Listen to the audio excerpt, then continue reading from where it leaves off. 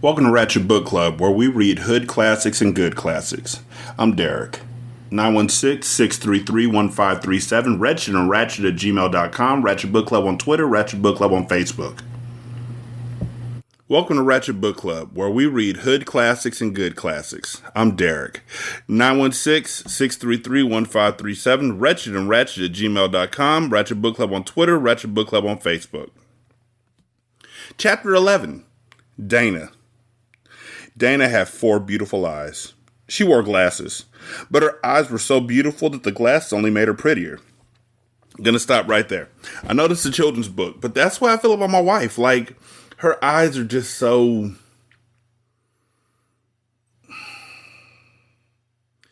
So my wife's eyes are so just pure and just...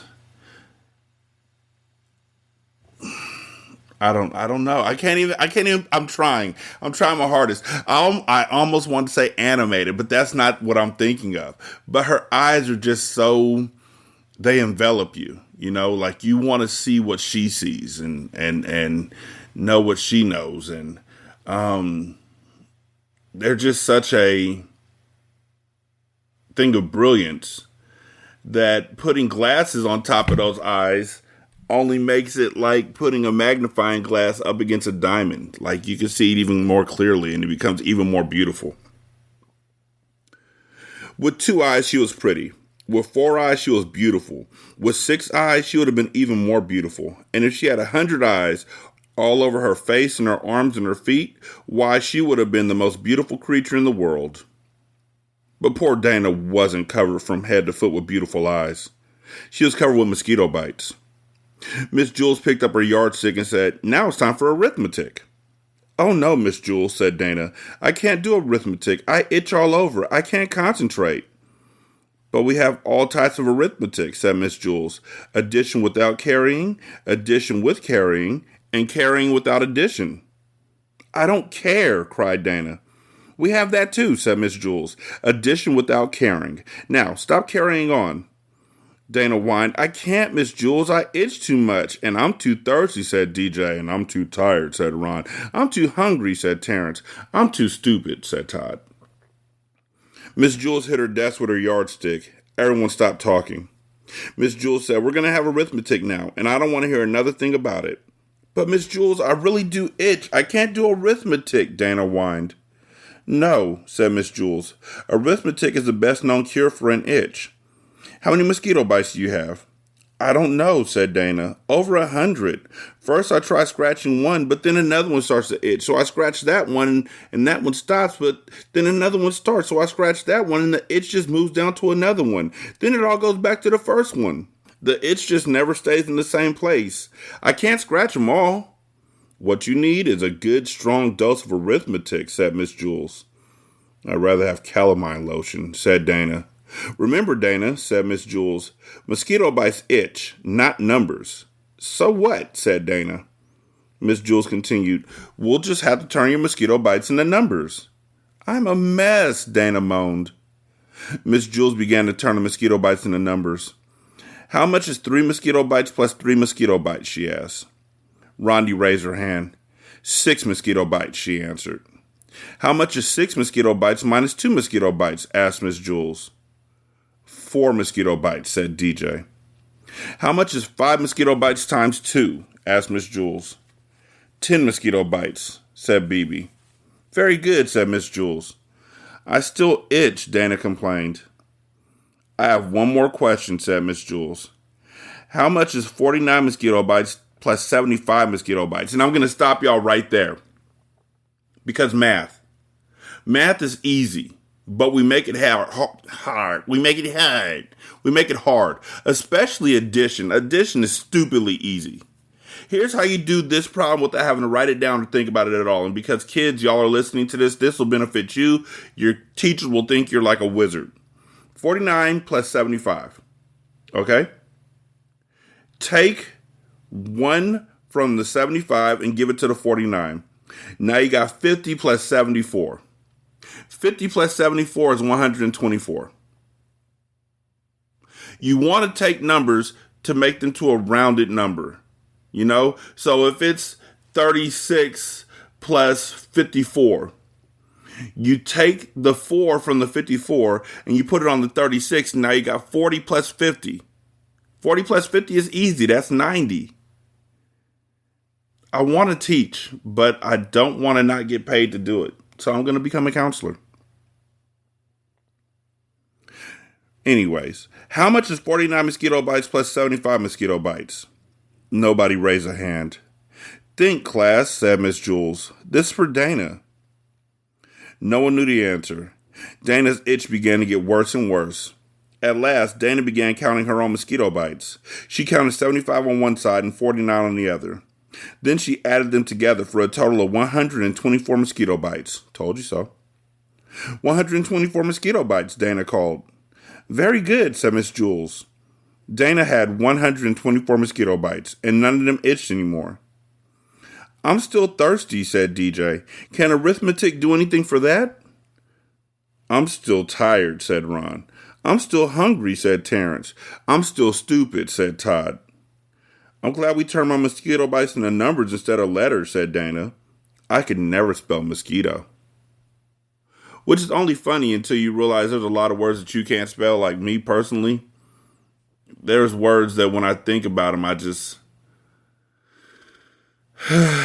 I can't think of them right now because my mind has literally put a block on them. But every time it comes time to spell that word, my mind is just like, here we go again. And it's not like a big 10-letter word either.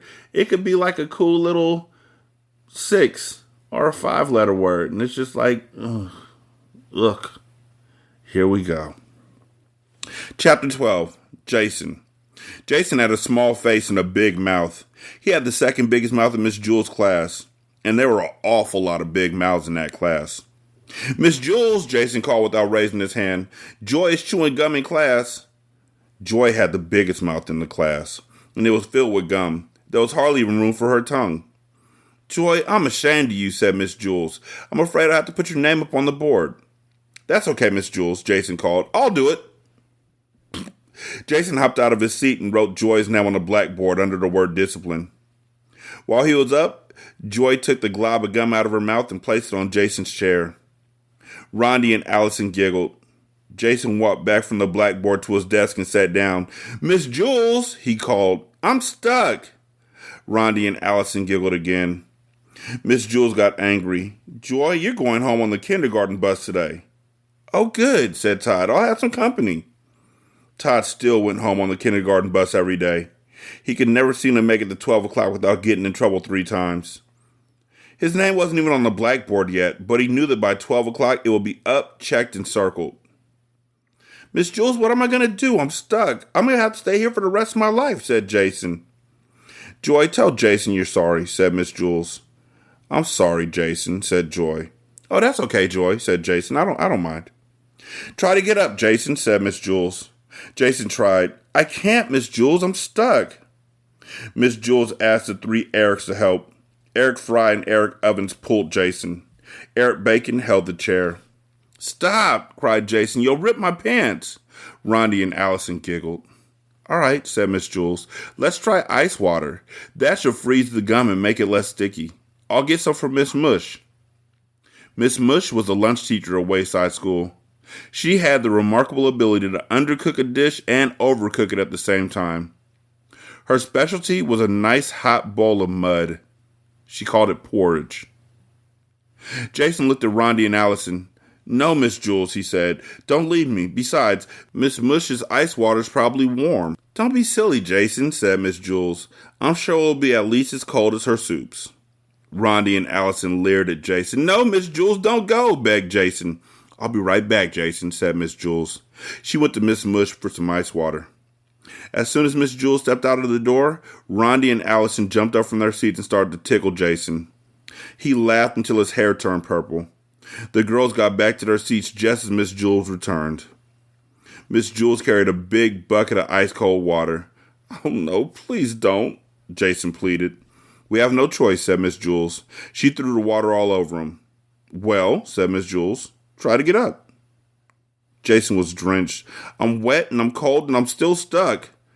Oh, well, it didn't work, said Miss Jules. At least we tried. Now I guess we have to cut your pants off. Rondi and Allison giggled. No, Miss Jules, no, Jason screamed. I don't mind being stuck here. I'm really very comfortable. Don't be silly, Jason, said Miss Jules. Don't cut off my pants, said Jason. The 3 Erics can carry you to the bathroom, said Miss Jules. I'll ask Louis to call your mother. She could bring you a new pair of pants. The 3 Erics took hold of Jason's chair and turned him upside down. No, Miss Jules, said Jason. Now I'll always have a place to sit down. I won't have to worry about finding a seat on the bus. The 3 Erics began to take him away. Wait, said Joy.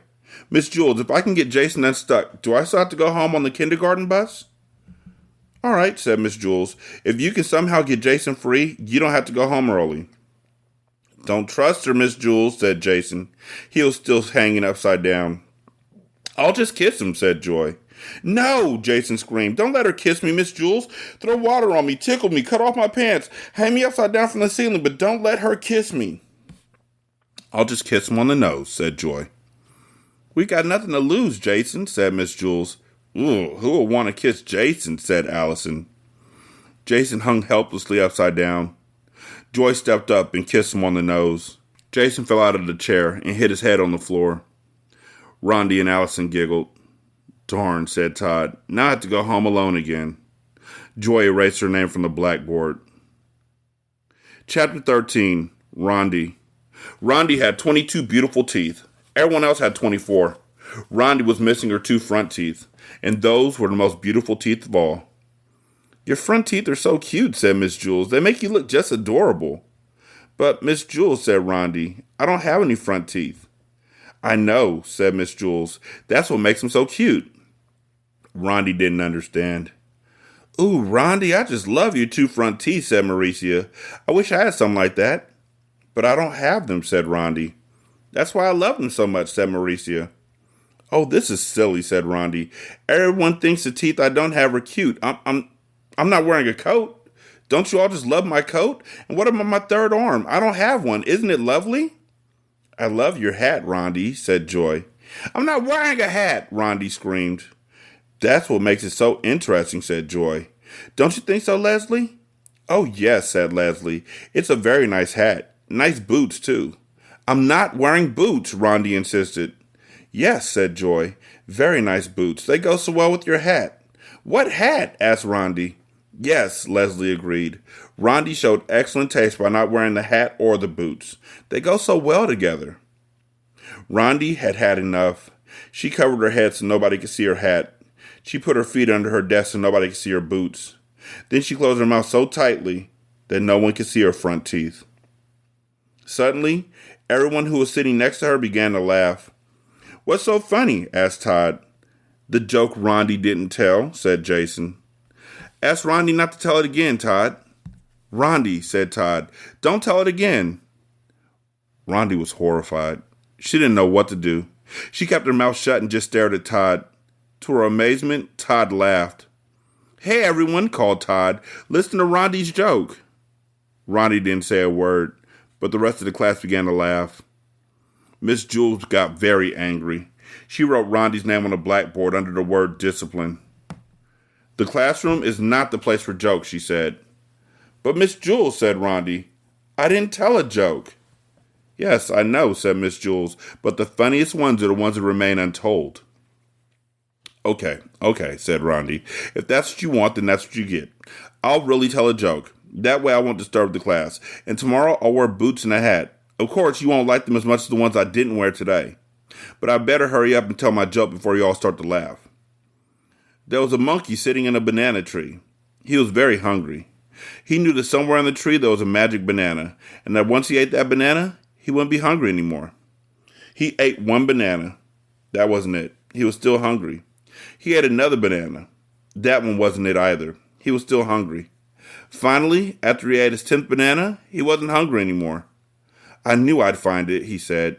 It's just too bad I didn't eat that one first. I wouldn't have had to waste all those other bananas. Nobody laughed. Nobody even listened to Rondi. Miss Jules was busy teaching arithmetic, and everyone else was paying strict attention. Rondi slapped herself in the face to make sure she was really there.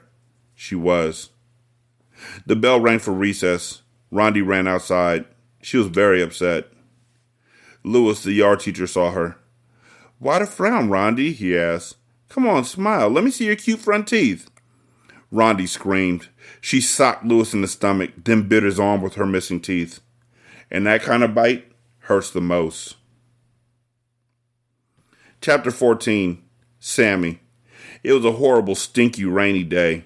Some rainy days are fun and exciting, but not this one. This one stunk. All the children were wet and wore smelly raincoats. The whole room smelled awful. "Ew, it stinks in here," said Mauricia. Everybody laughed, but she was right. There was one good thing, however. There was a new boy in class. New kids are always fun, except no one could even tell what the new boy looked like. He was completely covered by his raincoat. "Class," said Miss Jules, "I'd like you all to meet Sammy. Let's show him what a nice class we can be." Leslie walked up and smiled at Sammy, but her smile quickly turned into a frown.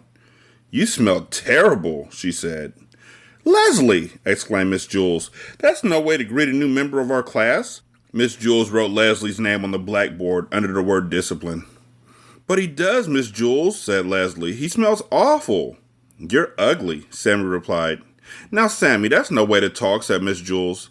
"Leslie's a very pretty girl." "She's ugly," said Sammy. Allison spoke up. "Well, you smell terrible, and you're probably even uglier, but no one can see you because you're hiding under that old smelly raincoat." "That'll be enough of that," said Miss Jules. "Now, Sammy, why don't you take off your coat and hang it in the closet? Let us all see how nice you look." "I don't want to, you old windbag," said Sammy.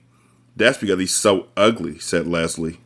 "I'm sure he's quite handsome," said Miss Jules. "He's just shy. Here, let me help you." Miss Jules took off Sammy's coat for him, but underneath it was still another raincoat, even dirtier and smellier than the first one.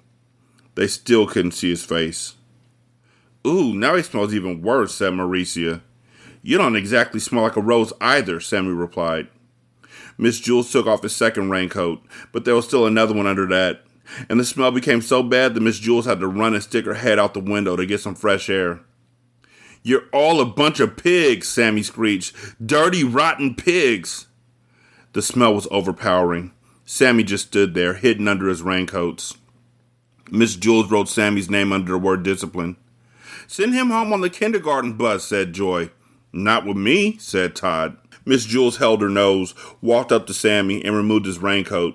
She threw it out the window, but he still had on another one. Sammy hissed, "Hey, old windbag, watch where you throw my good clothes." Miss Jules put a check next to Sammy's name on the blackboard. Then she took off another raincoat and threw it out the window. The smell got worse, for he still had on another one. Sammy began to laugh. His horrible laugh was even worse than his horrible voice. When Sammy first came into the room, he was 4 foot tall, but after Miss Jules removed 6 of his raincoats, he was only 3 feet tall. And there were still more raincoats to go. Miss Jules circled his name and removed another coat. She threw it out the window. Then she put a triangle around the circle and threw another one of his coats outside. She kept doing this until Sammy was only 1.5 feet high. With every coat she took off, Sammy's laugh got louder and the smell got worse. Some of the children held their ears. Others could only hold one ear because they were holding their nose with the other hand. It was hard to say which was worse, the laugh or the smell. Sammy stopped laughing and said, "Hey, old windbag, if you take off one more of my coats and throw it out the window, I'll bite your head off." "They smell too bad for me to allow them in my classroom," said Miss Jules. "You can pick them up when you leave." "They smell better than you do, pighead," Sammy shouted. Miss Jules didn't stop. She took off another one of his coats, then another, and another. Sammy was only 4 inches tall, 3 inches tall, 2 inches tall. At last she removed the final coat. All that was there was a dead rat. "Well, I don't allow dead rats in my classroom," said Miss Jules. She picked it up by the tail, put it in a plastic bag, and threw it away. Miss Jules didn't allow dead rats in her class. Todd once brought in a dead rat for show and tell, and Miss Jules made him throw that one away too. "I'm glad Sammy isn't allowed in our classroom," said Rondi. "I didn't like him very much." "Yes," said Miss Jules. "We caught another one." Dead rats were always trying to sneak into Miss Jules' class. That was the third one she had caught since September. Chapter 15. Dee Dee. This story contained a problem and a solution. Dee Dee was a mousy-looking kid. Unlike most children at Wayside School, she liked recess better than spelling. As soon as the recess bell rang, she would jump up from her seat and run out the door. There were big signs on Wayside School on every floor. No jumping down the stairs. Dee Dee never seemed to notice the signs. She jumped down the stairs. Some children took the stairs 2 at a time. Dee Dee took them 10 at a time. That was on the way down. It was funny. She never seemed to be in quite the same hurry on the way back up. There was another sign of Wayside School. No cutting across the grass. Dee Dee must not ever have seen that one either. She cut across the grass and ran up to Louis, the yard teacher. "I want a green ball," Dee Dee said. The green balls were the best. "On my lot of green balls," said Louis. "Okay, I want a red ball," said Dee Dee. The red balls were just about as good as the green balls. They didn't bounce as high, but actually, sometimes you didn't want a ball to bounce too high. "On my lot of red balls, too," said Louis. "Do you have anything left?" asked Dee Dee. Dee Dee meant anything beside the yellow ball. There was one yellow ball at Wayside School, and Louis was always trying to get rid of it. It didn't bounce, and it never went the way it was kicked. "Anything at all?" asked Dee Dee. "Today is your lucky day," said Louis. "I have one ball left just for you, the one and only yellow ball." "No thanks," said Dee Dee. "Oh, come on, take it," said Louis. "Won't you ever have any red or green balls?" asked Dee Dee. "I do," said Louis, "but the other children asked first. By the time you get out here, they're all gone." "But that's because I have to come all the way from the 30th story. How do you expect me to compete with the kids from the first or the second?" she asked. "That's why I saved you the yellow ball," said Louis. "Everybody wanted it, but I saved it just for you." "I bet," said Dee Dee. She took the yellow ball and bounced it on the ground. It stopped dead with a thud. She stepped back, ran up, and kicked it. It went backwards over her head. She didn't bother chasing it. Instead, she played hopscotch with Jenny and Leslie. She thought it was disgusting. The next day, Dee Dee asked Miss Jules if she could go to recess early. "Why?" asked Miss Jules. "So I can get a green ball before Louis gives them all away," said Dee Dee. "I'm glad you have a good reason," said Miss Jules. "Yes, you may go. But first, spell Mississippi for me." Spelling wasn't Dee Dee's best subject. By the time she finally got it right, she was 5 minutes late for recess. She jumped down the stairs, cut across the grass, and ran up to Louis. There were no green balls left. There were no red balls left either. However, there was still the yellow ball. Dee Dee played jump rope with Joy and Mauricia. It was no better than hopscotch. So Dee Dee's problem was to figure out a way to get a green ball, or at least a red ball. You already know that this story contains a solution. Dee Dee figured it out. See if you can too. Remember everything you know about Dee Dee, Wayside School, and Miss Jules. Hint: the next day, Dee Dee brought a cream cheese and jelly sandwich, some nuts, and shredded cheese in her lunchbox. Here's what happened.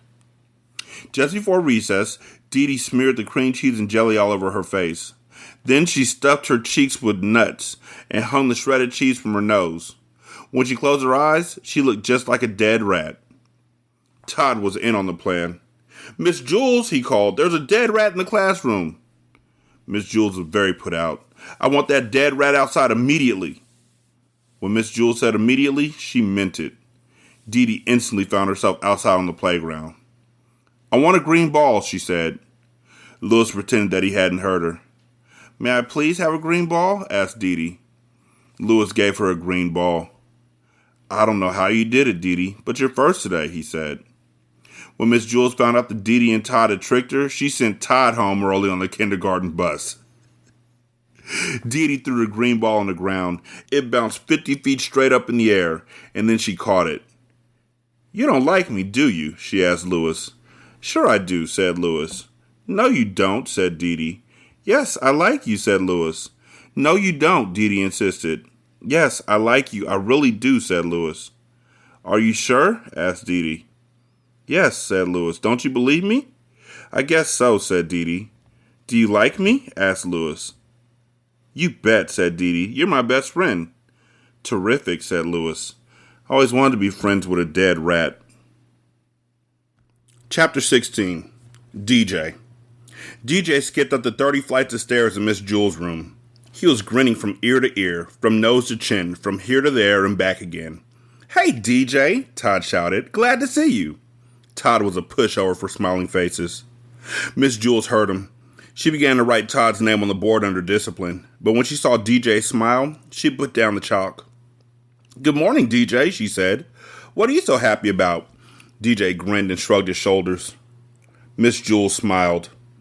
Damien looked at the smile on Miss Jules' face, then at Todd's, and then finally at DJ's. Then Damien smiled too. His smile was almost as big as DJ's. They were best friends. Once they saw the two of them smiling, the rest of the class couldn't help but smile. Rondi had a very cute one, due to her two missing front teeth. No one had an ugly smile. Jason came to school late. He was very upset, but the first thing he saw was Damien's smile, and he felt a little bit better. Then he saw Rondi's toothless grin, and he began to smile a little bit himself. But when he saw the piano on DJ's face, he fell, laughing onto the floor. Everybody started to laugh, even Kathy, and she hardly ever laughed except when someone hurt himself. The whole room seemed to be laughing, not just the people in it. The blackboard chuckled, the ceiling snickered, the desks were jumping up and down, and the chairs were slapping each other on the back. The floor was very ticklish. It laughed until the walls turned purple. The waste paper basket started to sing, and all the pencils stood up and danced. Finally, things began to settle down. Miss Jules wiped her eyes and said, "DJ, why don't you tell the class why you're so happy? At least let us know what we're laughing about." But DJ just kept on smiling. "Oh, come on, DJ," said Dee Dee. "Tell us." DJ didn't say a word. He couldn't. His mouth was stretched out of shape. "Let us guess," said Ron. "If we guess right, will you tell us?" DJ nodded his head. His smile began to hurt his ears. Everyone took one guess. "Have you been swimming? Is it your birthday? Are you in love? Did you get a green ball?" Nobody guessed right. At recess, DJ was still smiling. Louis, the yard teacher, called, "Hey, DJ, come here." They walked to the far corner of the playground where they were alone. "What's up, DJ?" Louis asked. DJ just smiled. "Come on, DJ, you could tell me. Why are you so happy?" DJ looked up at him. He said, "You need a reason to be sad. You don't need a reason to be happy." Chapter 17, John. John had light brown hair and a round head. He was Joe's best friend. John was one of the smartest boys in Miss Jules' class, but he had one problem. He could only read words written upside down. Nobody ever wrote anything upside down. But it was only a little problem. John was still in the high reading group. He just turned his book upside down. It was easier for John to turn his book upside down than to read correctly, but the easier way isn't always the best way. Miss Jules said, "John, you can't go on reading like this. You can't spend the rest of your life turning your books upside down." "Why not?" asked John. "Because I said so," said Miss Jules. "Besides, what happens when I write something on the blackboard? You can't turn the blackboard upside down." "No, I guess you're right," said John. "I know I'm right," said Miss Jules. "You're going to have to learn how to stand on your head." John couldn't stand on his head. He had given up trying. You would have too if you had fallen over as many times as he had. Joe was John's best friend. He could stand on John's head. Every time John fell over, Joe stood on his head. After all, what are best friends for? "My head is too round, Miss Jules. I can't stand on it," said John. "Of course you can, John," said Miss Jules. "If Joe can stand on your head, so can you." "It's easy, John," said Joe. "I can't," John repeated. "I always fall over." "Nonsense," said Miss Jules. "All you have to do is find your center of balance. Now, up you go." John put his round head on the floor and swung his legs up. He fell right over. Then Joe stood on John's head. "See, John, it's easy. Nothing to it," Joe said. "We'll help you, John," said Miss Jules. "Joe, get off John's head and give me the pillow from under my desk. Nancy, Calvin, come here and give us a hand." Miss Jules took the pillow from Joe and set it on the floor. "All right, John, we'll surround you," she said. "We won't let you fall." John put his head on the pillow and swung his legs up. He started to fall one way, but Nancy pushed him back up. Then he started to fall another way, but Calvin straightened him out. John kept falling a little bit this way and that way, until at last he found his center of balance. Hey, look at me, said John. I'm up. I'm really up. I'm standing on my head. I found my center of balance. It's beautiful. I can read the blackboard. Hey, Calvin, bring me a book and you won't have to turn it upside down. Ha ha. Hey, who? Ah! Bam! While Calvin went to get the book, John fell flat on his face. You better stay off my head, Joe, he warned. Are you all right, John? Asked Miss Jules. Yes, I think so. I feel a little funny. Hey, I can still read the blackboard and I'm not upside down. I can read right side up now. When I fell, I must have flipped my brain or something. That's wonderful, John, said Miss Jules. Here, put the pillow back under my desk. As a reward, you may have a Tootsie Roll Pop. They're on the coffee can on top of the desk. John placed the pillow on top of her desk. Then he looked under the desk, but he couldn't find the Tootsie Roll Pops anywhere. Chapter 18, Leslie. Leslie had 5 fingers on each hand and 5 toes on each foot. For each hand she had an arm, and for each foot she had a leg. She was a very lucky girl. And she had 2 lovely long brown pigtails that reached all the way down to her waist. When Miss Jules asked a question, Leslie could raise one of her hands. When Leslie was adding, she could count on her fingers. When Paul pulled one of her pigtails, she could kick him with one foot while standing on the other. But Leslie had one problem.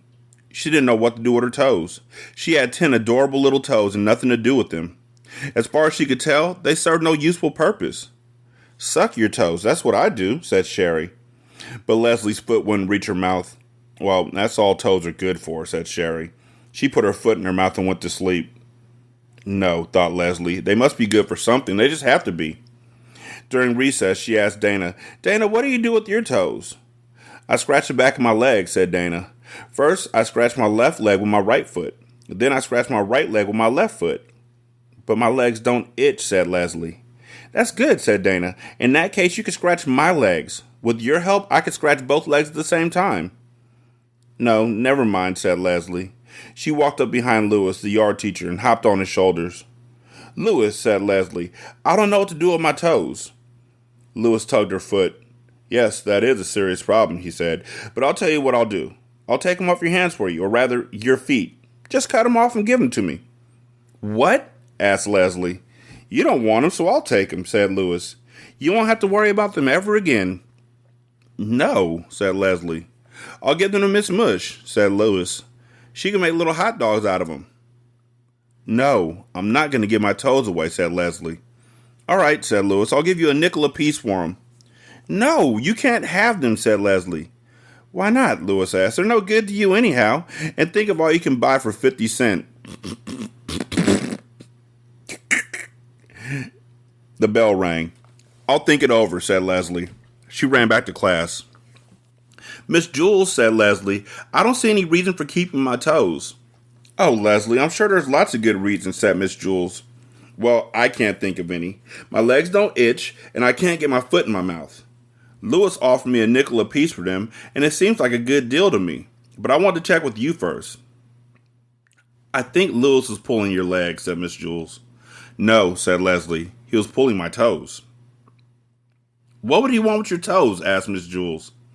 I don't know, said Leslie. But if he's willing to give me 5 cents a piece for him, then I'm going to take him up on it. That's 50 cents. At lunch, Leslie walked up to Louis. Okay, Louis, she said. You can have my toes for a nickel apiece. That'll be 50 cents. Not so fast, said Louis. Let me look at them first. Leslie took off her shoes. Yes, said Louis. The big ones are good, and the ones next to them, they're good too. But the most I'll give you for the rest of your toes is 3 cents each. Leslie was furious. 3 cents each? You told me 5 at recess. I'll give you 5 cents for the big ones, but look at that scrawny little runt of a toe on the end there. You're lucky to even be getting 3 cents for it. I think you're getting a darn good deal. I happen to like that toe, said Leslie. Fine then, said Louis. Keep it. I'll just take the 2 big toes and we'll call it square. He reached into his pocket and pulled out a dime. Nothing doing, said Leslie. These toes are sold at a set. It's either all 10 for 50 cents or no deal. What am I going to do with just 8 toes? Then forget it, said Louis. I'm not going to give you a nickel for those scrawny little end toes. Fine, said Leslie. No deal. My toes will still be here if you change your mind. She turned and walked towards the hopscotch area. Wait a second, Louis called. I'll give you $1 each for your pigtails. Leslie turned around and looked at him with fiery eyes. Cut my hair? She exclaimed. Are you crazy? Chapter 19. Mrs. Arves. There is no Mrs. Arves. There is no 19th story. Sorry. Chapter 20. Kathy. Kathy doesn't like you. She doesn't know you, but she still doesn't like you. She thinks you're stupid. In fact, she thinks you're the stupidest person she doesn't know. What do you think of that? She also thinks you're ugly. As a matter of fact, she thinks you're the ugliest person she doesn't know. And she doesn't know a lot of people.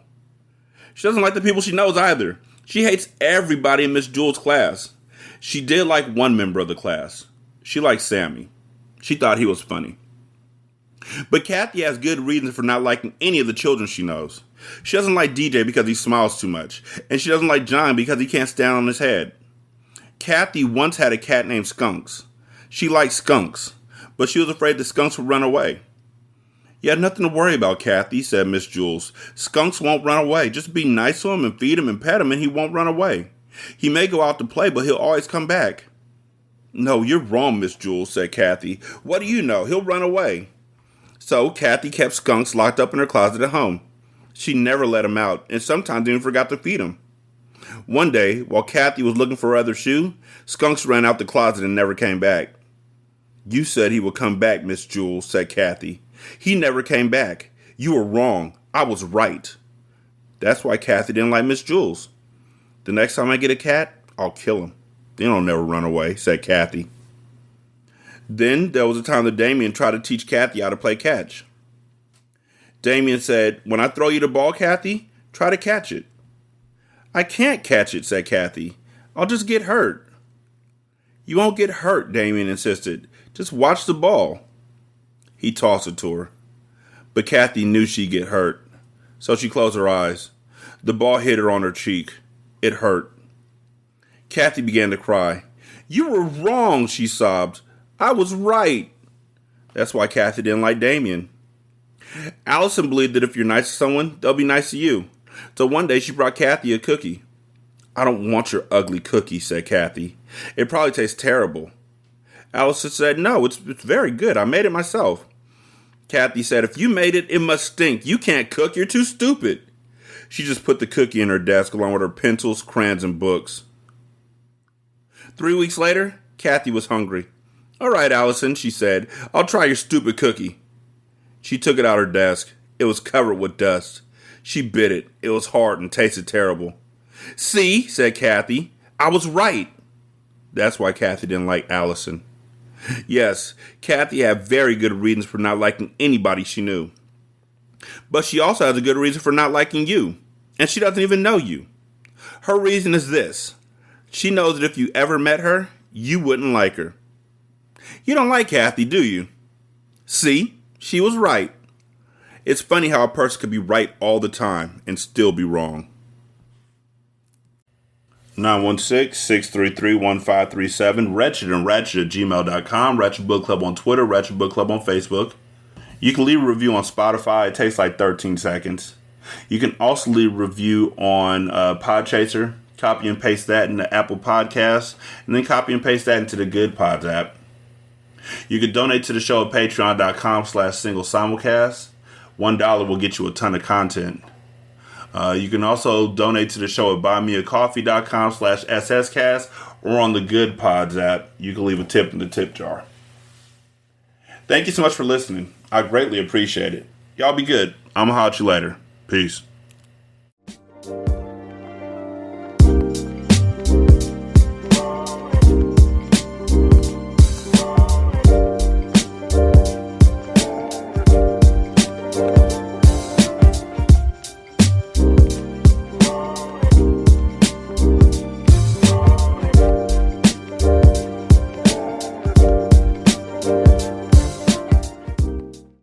The intro and outro to Ratchet Book Club is by That Kid Garan, and it's called Goodbyes.